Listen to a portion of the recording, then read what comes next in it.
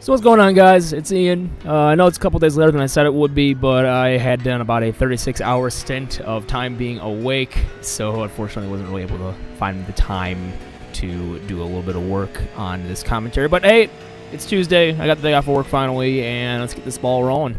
So thank you for all the comments, guys. I appreciate all the feedback on the series, and hopefully we can get this thing successful and make it become like a weekly thing, so to speak. The gameplay you're watching in the background right now is a league race I did way back when I first came back from Germany, probably about 2 months ago. It's the Oceanic Sim Racing League. It's their V8 Supercar development series. I qualified 5th, and I had been taken out lap 2 going into the carousel, and I was in a really deep hole, pretty much way back in about 34th for about 15 laps of a 35-lap event, and this is the first green flag pit stop where I just now started catching back up to the field, and I can start making a little bit of movement. We'll be watching that passively in the background. That's not what's important. What's important is what I'm going to be talking about off to the side. Usually when I do these, I will pick a topic that I want to go in depth about for the long 5-6 minute period at the beginning, but unfortunately I couldn't think of one. So I'm just going to go ahead and run down a couple of the questions here that I have on the YouTube page. If you want to have your question answered in the next video, all you have to do is leave a comment on this video, and I will go through the ones that I like, and hell, try to get through all of them if I can. If you like any of the music you're hearing on the video, I'm going to drop all the SoundCloud links in the description of the video below. Some of them might even have a free download for you to check out and grab yourself some sweet tunage. So anyways, Chris Skinner asks, are you planning on doing any 24-hour events? Yes, I'm definitely planning on it. It's just unfortunately I don't have that much of a of time to really start sitting down collaborating, and who would actually want to do that with these with us, so to speak. I might host it myself. It might be an invitational race by myself. I might just join someone else's 24-hour event, but 24-hour racing is definitely a plan, and believe me, if that does come around, I will be live streaming my stints and whatnot. Let's see. Frederick Robinson asks, have you ever raced in real life? No. Actually, I really wish I have before. It's just unfortunately, you know, racing, it's a financial thing when it really comes down to it, and I never really had the finances to back myself for a good racing career. Believe me, I'd love to.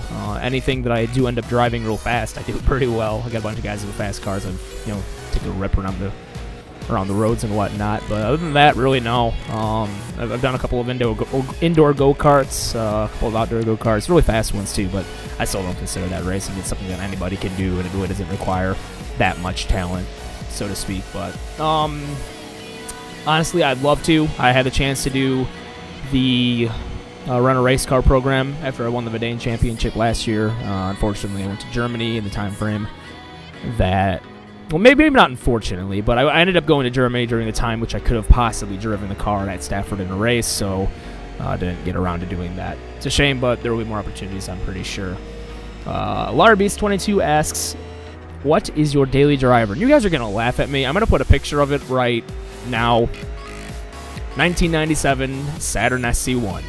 4 cylinders, 1.9 liters. Beautiful transmission in that piece of crap. It's just a beast. Sometime down the road, I do want a 2005 Subaru WRX Impreza to possibly be my daily driver, but we'll get to that when the time comes around. But that is definitely my favorite car, and I want it. Carson H814 asks, what is your favorite car and track on iRacing, and what would make it your favorites? Honestly, at this point, it's probably apparent, but any of the stock cars at a super speedway is my favorite thing to do in iRacing. I do it pretty well. It's one of my favorite things. You know, won me the Verdane Championship last year. Which, by the way, someone asked down here, what was your favorite sim racing moment? Which is Alex Karn, favorite moment in iRacing career.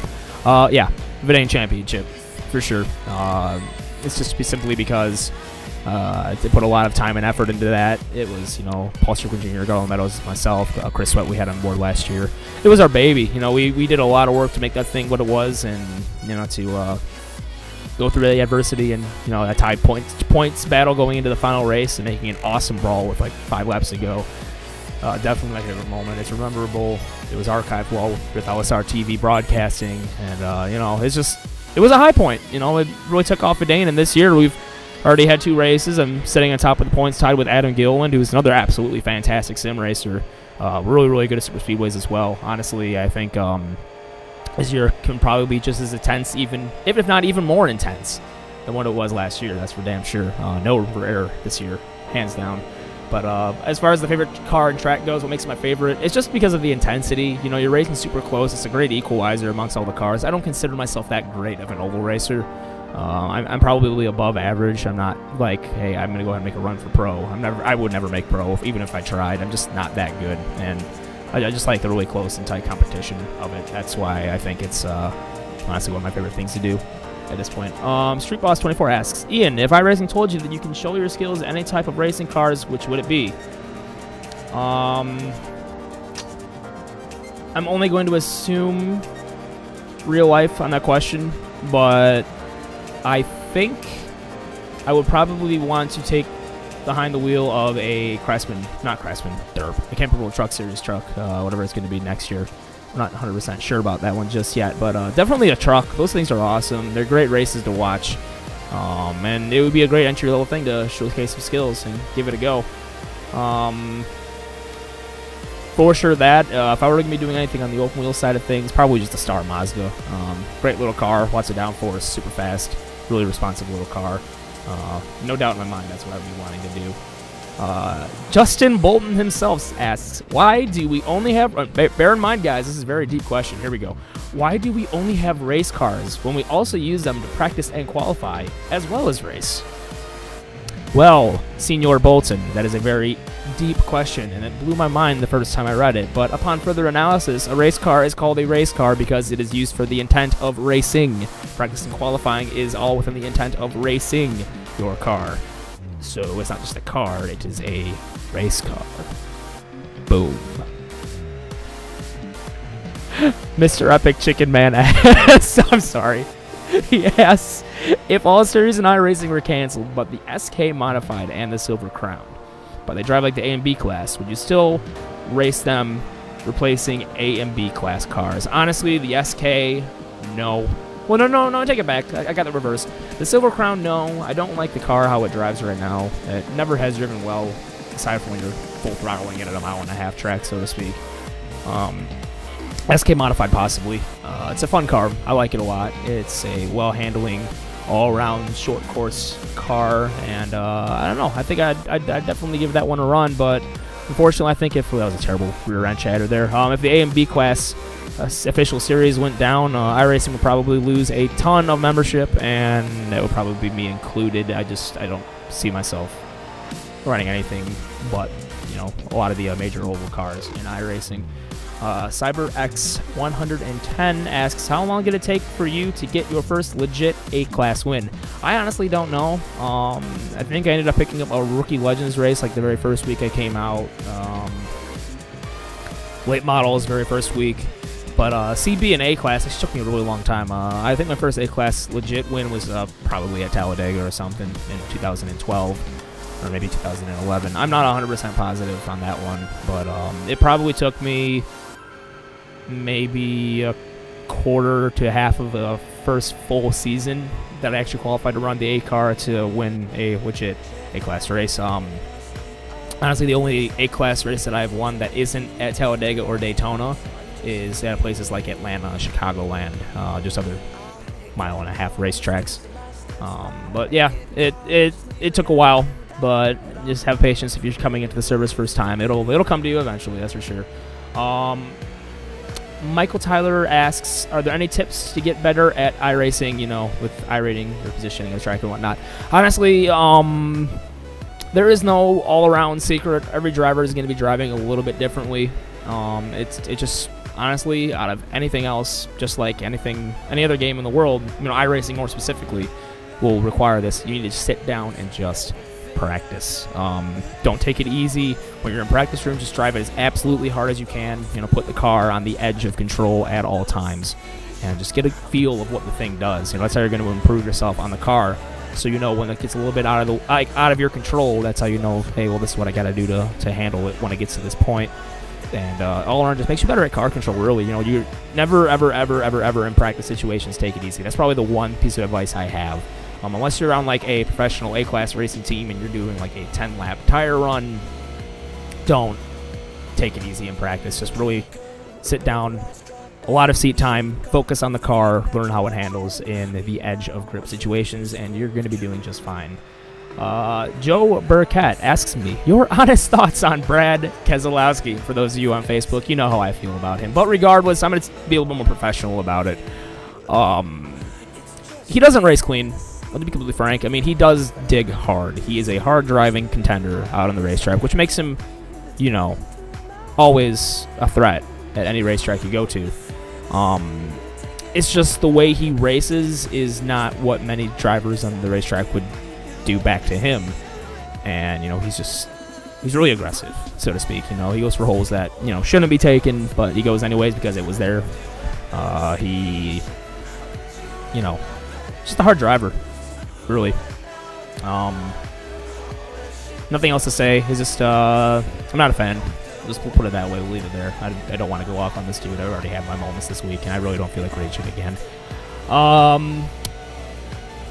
Shrek asks, what went wrong in Germany? And for those of you that followed me earlier, I ended up going to Germany this summer with the intent of moving there with my girlfriend and her family, but things just didn't work out, and I ended up coming back. Now, honestly, when I was there, things weren't working. You can only learn German in German. I was, you know, trying to get my immigration stuff processed, which was a very, very long and tedious multi-step process, and we just didn't have enough time when it came down to that aspect to really have a legitimate shot at making it work. We had a good plan, and obviously if we executed it, I think we would have been just fine. But at the same time, I was really missing home. I wanted to come back. I came back, and now that I'm back, all I want to do is go back to Germany. So, yeah, I don't even know. If I get a chance to go back, yes, I'd love to go back and possibly move back there. But at the same time, we have a plan right now. We're trying to execute it and making it work back here in the States. So, nothing in bad blood happened. It's just, I don't know, shell shock, really. It's a difficult time. And yeah, we're just gonna take it as a learning experience, and whatever happens after that, it happens after that. So, but everything is well between Laura and I. Everything's, you know, fantastic actually, and you know, just got to get her here now. That's the plan. So, Mr. Earl HD, can I have a hand job? No. And actually, speaking of my girlfriend, Shmuselli asks, boobs or ass? And funny that you would ask that. You see, my anaconda don't want none if you don't got buns, hun. No, I'm just fucking. Honestly, wow, this is incredibly awkward. I would have no problem talking to you about this in person, but doing this over the internet, okay then. Honestly, it's when there is the perfect combination that it is just woo Tokyo Drift. It's like that's when it's the hottest. You know, if you got like a ridiculous amount of boobage but no rear end, a ridiculously fat butt, and then like size A boobs, no. It's just whenever it is like just perfect, it just equally proportionate, that's when it's perfect. That's what my answer is right there. Rob Hurska asked the exact same. So that's going to do it for this week, guys. Thank you for all your comments. If you have any questions for me next week, please go ahead and drop a comment in this video, and I will read it live next week on Sundays and give you my honest answers. We're also going to go in depth on at least one topic next week as well. We're going to make it half a commentary and half a question and answer type deal. So until then, guys, I will talk to you later. Stay tuned. Stay tuned to the channel. I got a lot more things being uploaded later on this week, including the official Vidane Racing promotional video, which you've already seen the promo for, or the teaser for, rather. And a couple of other things coming up here pretty soon. So, it's been Ian. Have a good one, guys.